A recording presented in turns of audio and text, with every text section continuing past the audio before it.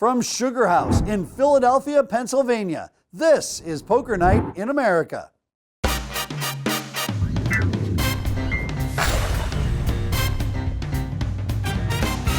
Hello and welcome to a special night of Poker Night in America.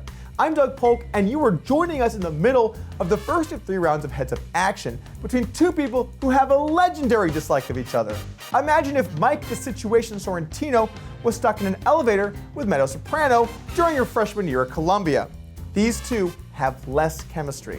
Currently only 1,000 chips separate the 2 stacks. Cate with the slight advantage sitting with 15,500 chips.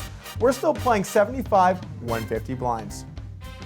Before we get to the table, we need to mention that both Cate and Mike wanted some good to come from all this hate, so they both are representing charities near and dear to their heart.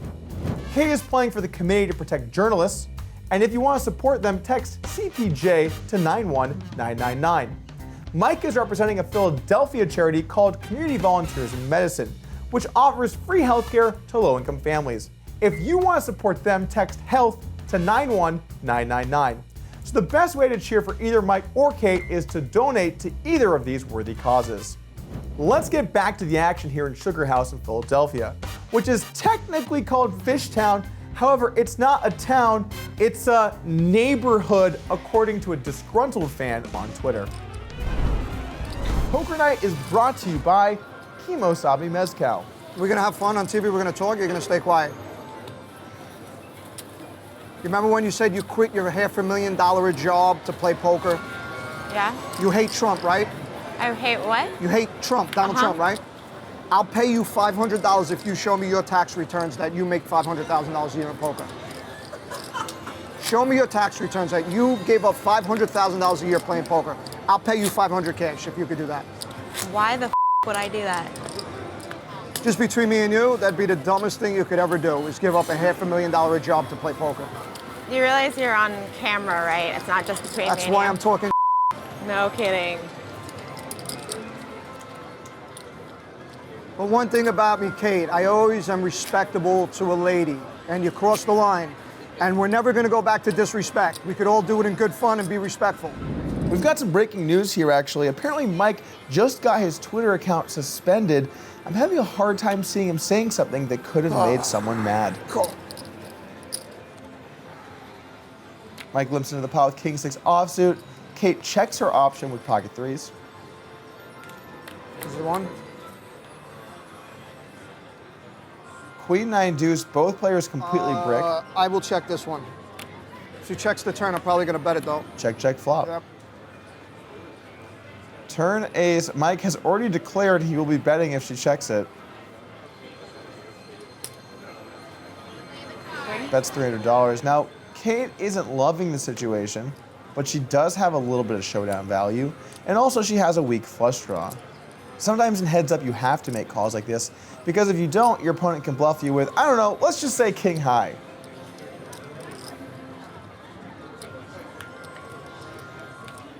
Three on the river, and Mike will not be happy here. Yeah, Caitlin, you like that check and a snap check like this. You gotta get value for hands like that. Show me a pair. Like this, snap check. Look. Didn't think so. Cate is right on the money. Hard to get value when you don't have anything. I'm sorry? Said it's hard for me to get value when you don't have anything. Snap check. Are you having fun yet? Seriously. Caitlin, you having fun? You like when I call you Cate or Caitlin? I don't think she likes when you call her anything, Mike.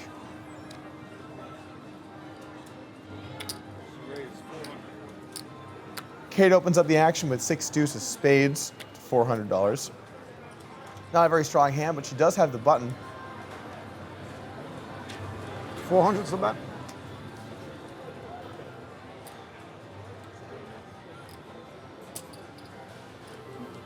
Mike makes the call with queen 4 offsuit. We got a couple heads up hands, guys. Check. You're gonna try and outplay each other post flop. Dark check from Mike. King 7-3 with a flush draw. Cate checks it back with a 6 high. Turns an 8. Again, neither player has anything. If anyone wants this pot, all they gotta do is bet. Mike going with an unorthodox strategy here, betting before he sees the river card. There is no advantage in doing this, and he does hit a pair of fours, which makes this bet kind of weird. It's technically a value bet, but at the same time, it's hard to imagine getting called by many worse hands. Is Cate gonna fire it off? And she does, raising to 1,400 here with stone nothing. Now I river to pair. This situation has become an interesting one for Mike. What's going on? How's it going? Easy laydown for Mike, casual conversation on the side, and Cate picks one up with 6 high. What? Yeah.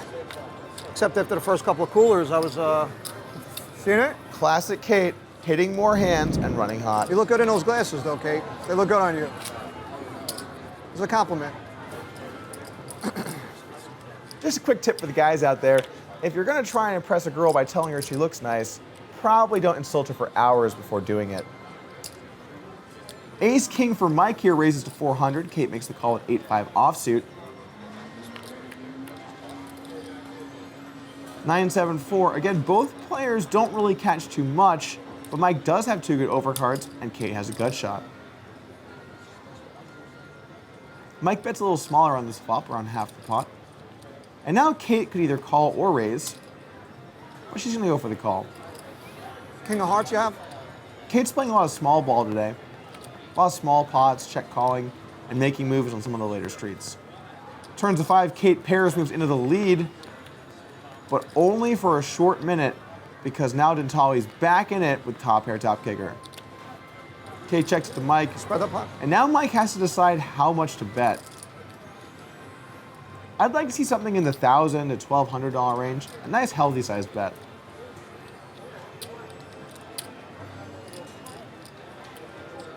Mike bets 900, still a little over half the pot, and now Cate has to decide what to do here with her 4th pair.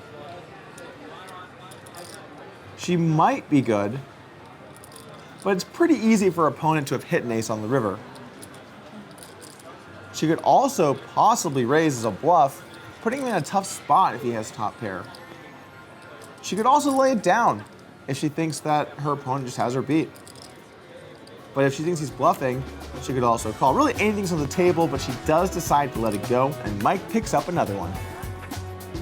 We will be right back after we get Mike a case of energy drinks after this. We're back in 3, 2, Doug. Oh, sorry about that, guys. I'm crushing fish in the new Poker Night America app, trying to complete my daily challenges for free chips. I guess this is a good chance to remind everyone that Poker Night does have a new poker app. It's totally free, and you could win an all-expense-paid trip to appear on our table on national television just for playing on the app. So download it now and come at me so I can turn you into an instructional shaming video. That's good. We're back in the action here. 75 $150 blinds. Cate looks down at 8-7 offsuit and raises up to $400. Mike has a pretty strong hand for heads up standards. Ace-9 makes the call. Let's take the flop. Audience gathered here for the match. 2 of their favorite poker heroes duking it out on the felt. Check it. What's not to love? Again, both players missed this flop, but Cate does have a gut shot straight draw. Mike has just ace high, but if he gets the inclination that Cate's making a move, he can call, and he does.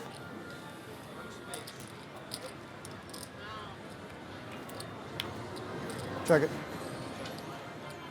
Turn to 7, Cate hits 3rd pair, moving into the lead. Mike picks up a gut shot straight draw, but it's going to be a tough one for him to be able to put too much money in this pot.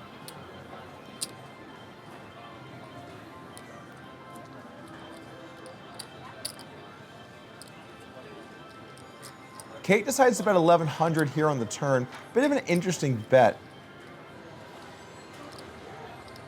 Her opponent could absolutely have a queen or a 10 and she's behind, but if he does have a straight draw or a 6, she's ahead and might get some value.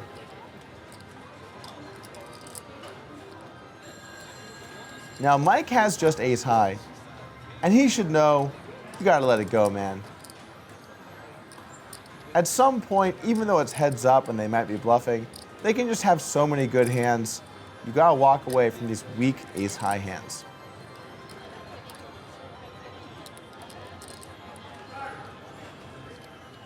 Mike might have other intentions. He's reaching for chips, and he'll make the call. This play from Cate worked out in a big way here on the turn. Thin value, Mike not having it. Jack on the river, neither player happy about that. Cate now has just fourth pair, and Mike has only ace high.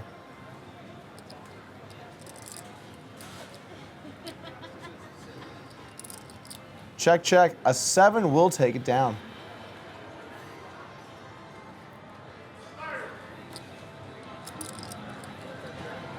There you go. Get him. Hey, Hey, read her tweets about me and you won't say that. I gotta. She beat me up on Twitter. She's looking to beat you up on more than just Twitter today, Mike. Leaving it all out there on the felt. Mike opens up 10-4 suited on the button. Cate makes the call with queen 7.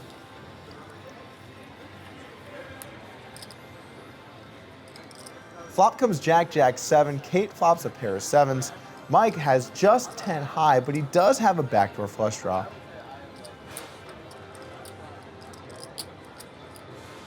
He's going to bet 700, hoping for a fold or possibly turn a straight draw or a flush draw or a 10.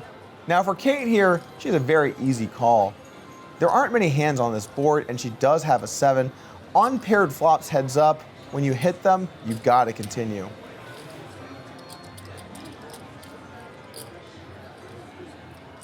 The turn is a 4 of spades. Doesn't change too much, but Mike does pair up, so he might check and try and take a showdown value. 1,000.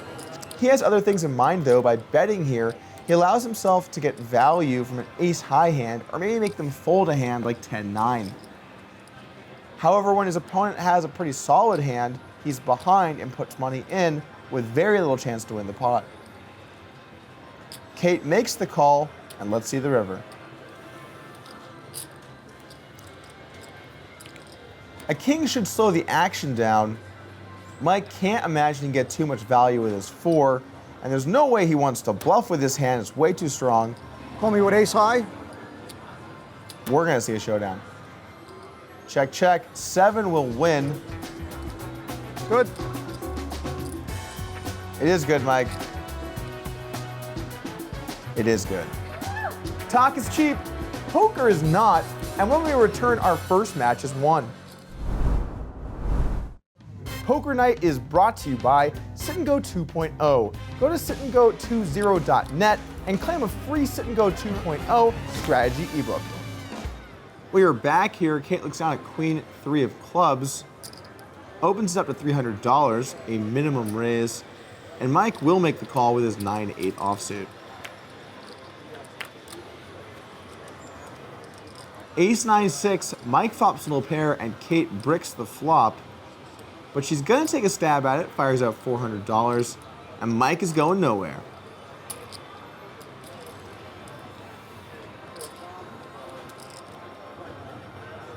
$10 on the turn makes things a little interesting. Cate picks up the flush draw. Mike picks up a straight draw. And Mike is gonna go with an unconventional strategy here and lead. I'd tell you what I think he's trying to do, but I'm not exactly sure. 8. Cate does make the call, and this works out for Mike. He gets value from a straight draw. The problem is he's not going to know where he's at in the river.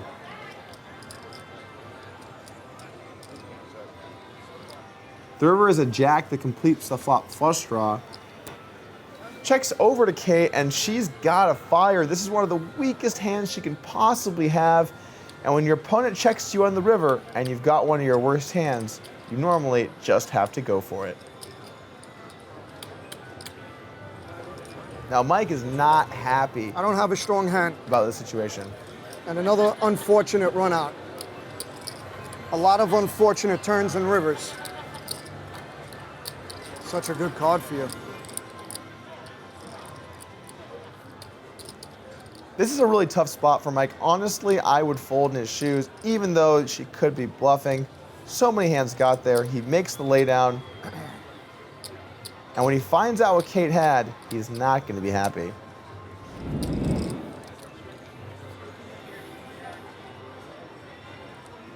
I do have to say for both of our players today, coming out here, playing heads up, putting it all on the felt, people are watching you and making fun of you and attacking you from the rail.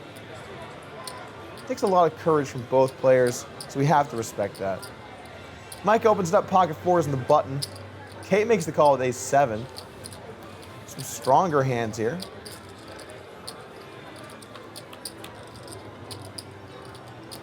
Jack-8 deuce, both players miss. Mike's gonna fire though. $400 on the flop. And if he gets a call, he's gonna get some value from Cate's ace high. She does call, and we're taking the turn. The 7 of hearts is an interesting card for Cate. She now improves to third pair top kicker as well as the nut flush draw. But Mike is gonna continue firing with his pocket fours. It's hard to say what his goal is exactly with this bet. If Cate puts money in, she probably has him beat. But if she's behind, she's probably folding. When that's the case, you should probably check your hand. Cate does make the call to the tune of $700, and we get a brick river, the 3 of clubs. Action checks over to Mike once more, and he bets $600. When Mike fires this river, it's hard to imagine what he's thinking, mainly because there cannot be much thinking going on at all. A pair of 4 should definitely check the river. He might beat an ace-high hand, but when he bets, he's only going to get action from better hands. Now over to Cate. She's got a bit of an interesting spot as well. Her hand isn't very strong, but she has the ace of hearts. That means her opponent cannot have the nut flush because she does have the ace herself. All in? All in? She goes all in over the bet, representing she has a strong flush. And now Mike cannot be happy at all with the way this has gone down. That doesn't make sense, Cate. Hence, I was giving you a very thin value bet. Emphasis on the very thin.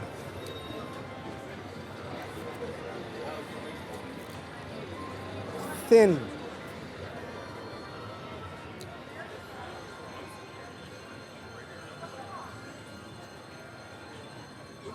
Mike has to fold. He might not want to, and we really don't know what this guy is capable of. But his hand is just terrible. You can have all kinds of stronger hands in this situation. Can I show my cards? I'm okay with it, Mike. Cate has to feel very relieved when her opponent shows a hand so bad that even though she's bluffing, she's ahead of it.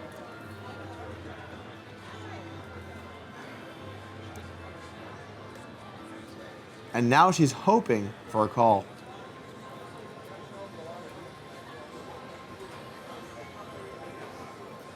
Show it. Show it. Mike lays it down. Cate takes the pot. No bluff? A big one in Cate's direction. It was a bluff. And she's got Mike on the ropes. Was it? Depends how you define it. It was a bluff, that's for sure. She just didn't realize she was actually ahead.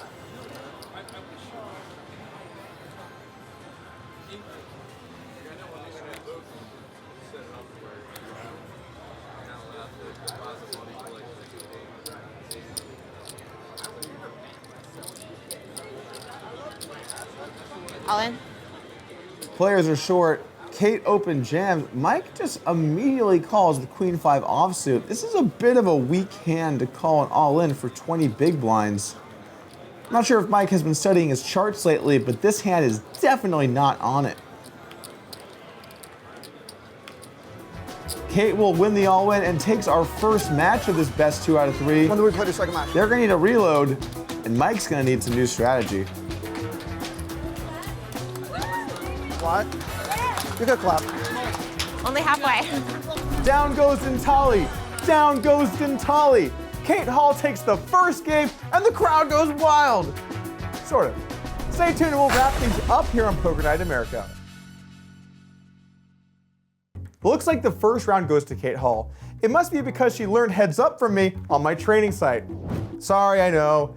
I've got more shameless plugs than Dan Legrano. Remember, in the end, this is all for a good cause. Cate is playing for the Committee to Protect Journalists, so text CPJ to 91999 to donate to them. Mike is playing for community volunteers in medicine who provide free health care to low-income families in the Philadelphia area. Text HEALTH to 91999 to support them and help us turn all this ugly animosity into a force for good.